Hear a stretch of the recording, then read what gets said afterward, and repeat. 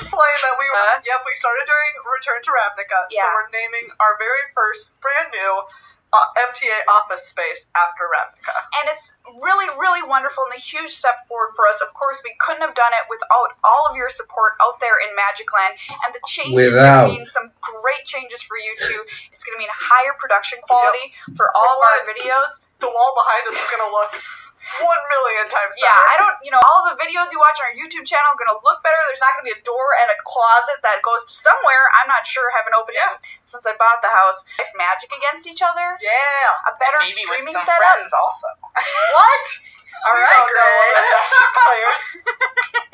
But yeah, it's so wonderful and exciting, and I know some people have been saying that they wanted to help us out with the new office acquisition, so we have a way. Of course, you can always be a patron, and that is the #1 way to support Magic the Amateuring, but if you want to specifically help us out for you, we've set up a PayPal link at paypal.me/MTAcast, and you can head over there and donate any amount you want. You don't have to worry about fees. We cover those, and that will all go to helping support Magic the Amateuring's brand new Ravnica office. And if you give $50 or more, you'll get your name on a special plaque on the wall. That's right, for being a special supporter of Ravnica. Yay, Ravnica! And I think it's really cool, and we're super excited about it. But this is just an example of how what you do helps what we do, and helps make everything better for you too. Thank you as well to what helps us make it better for you too, the band. Oh yeah, you too. Maria and I are working on.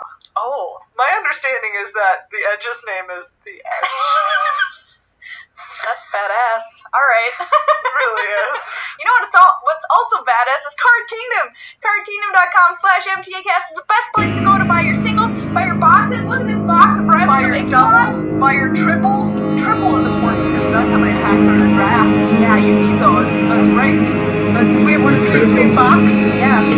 You can get sleeves. You can get boxes. You can get binders. You can get. I'm gonna keep coming up with real things. Greg. No, that's the one thing. Yep, can't get it. Yeah, I bought my brother some Magic cards for Christmas, and I bought them at CardKingdom/MTAcast. Thank you and so much. I was worried that they wouldn't come in time because I procrastinated and didn't buy them soon enough. But they came very promptly. So that's what we always say. That is what we say, and it's true. So yeah, an exciting show coming up for you, Greg. Are you ready to Greg? Always ready to Greg. Never not ready to Greg. Sorry, never not Greg to Greg. For the noobs, Rixalon. That's right. Everyone, these are our Rix tips. If you're drafting Rivals of Ixalan and you're sort of like, hey, I haven't quite found my bearing in this format yet, we're here to help you barrel. Cards we open are going to be given away at the end of the month. So next episode to a special patron. That's right. Ooh, okay. I have, my rare is the Immortal Sun. Also, a busted rare. Oh my gosh. A mythic, in fact. It is 6 mana for a legendary artifact that says players can't activate Planeswalker's loyalty abilities. At the beginning of your draw step, draw an additional card. God, it's so good. Spells you cast cost 1 less to cast, and creatures you control get +1/+1. So that's sick. I do have, like, some other considerations. Like, I'm definitely taking that. Oh, it's so good. But there is also maybe my favorite uncommon. One of my favorites. No, it's so good. Sadistic Sky Marcher. Love that card. 2 and a black for a 2/2 vampire soldier. You have to reveal a vampire card or pay an additional 1. And it has flying and lifelink. This card, great. You have to deal with it. This format's about racing, and that changes the race. It really does. It's so good. So yeah, I'm picking the Immortal Sun, but, mad props to Sadistic. As our amateur pro, Immortal Sun costs 6 mana. That's expensive. It is. Okay. At least that's what Meg and I were spouting out of our mouth holes last episode. So if this format is really, can you afford to draft something like the Immortal that much? But this one comes down and has an immediate effect that all your creatures get +1/+1. So even if it's a fast game, this card comes down and affects the board right away. And then if the game happens to go longer, you're just 100% to win. Because you have this great card advantage going, and you have all your spells are cheaper, so you can play all the cards you draw. Now, I will say, at my last GP, someone played this against me, and they ended up milling themselves. So try to close out the game. Don't wait too long. But it was a close game. And to be fair, they met with a busted rare from you, which is settle the record. Yes. So. They tried to close out the game.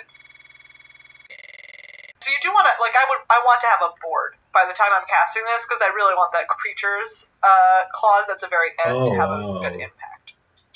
All right, let's hear what you're drafting. One of your opponent's creatures, as long as your bishop stays in play, so you get to remove one of their things, which is really good. And when it attacks, target vampire you control gets +X/+X, where X is the power of the exiled card.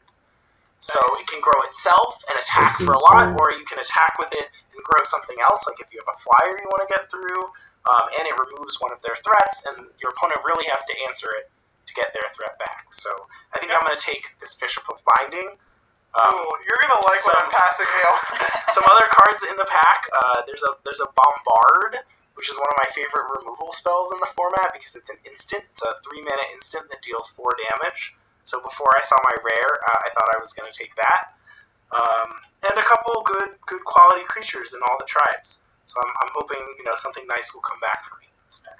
Okay, so everybody knows what I'm taking here. Hadana's Climb, which is 1 green-blue for a legendary enchantment. At the beginning of combat on your turn, put a +1/+1 counter on target creature you control. Okay, sweet. Then if that creature has 3 or more +1/+1 counters on it, you transform it. It transformed into Winged Temple of Barazka. Taps for any color of mana. You can pay 3, 1 green, blue, and tap it. Target creature you control gains flying and gets +X.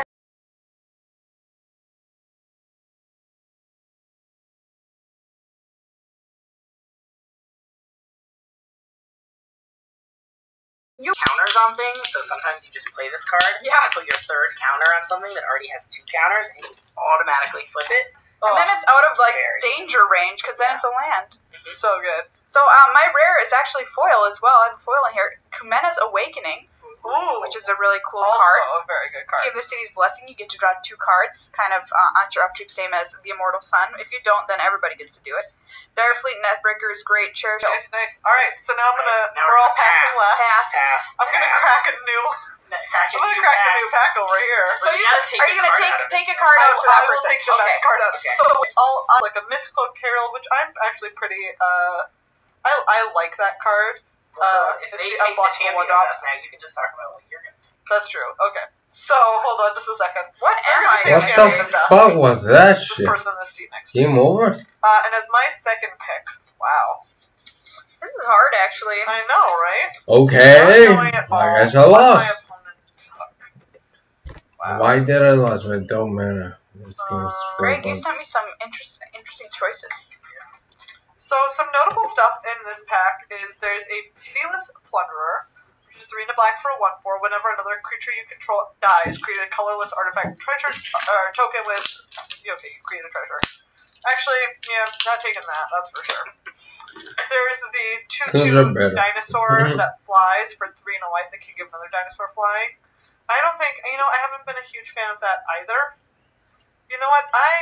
There's a Kitesail Corsair. I will say that's a card that I've really liked in testing a lot. It's the 2-mana 2/1 that when it attacks it gets flying.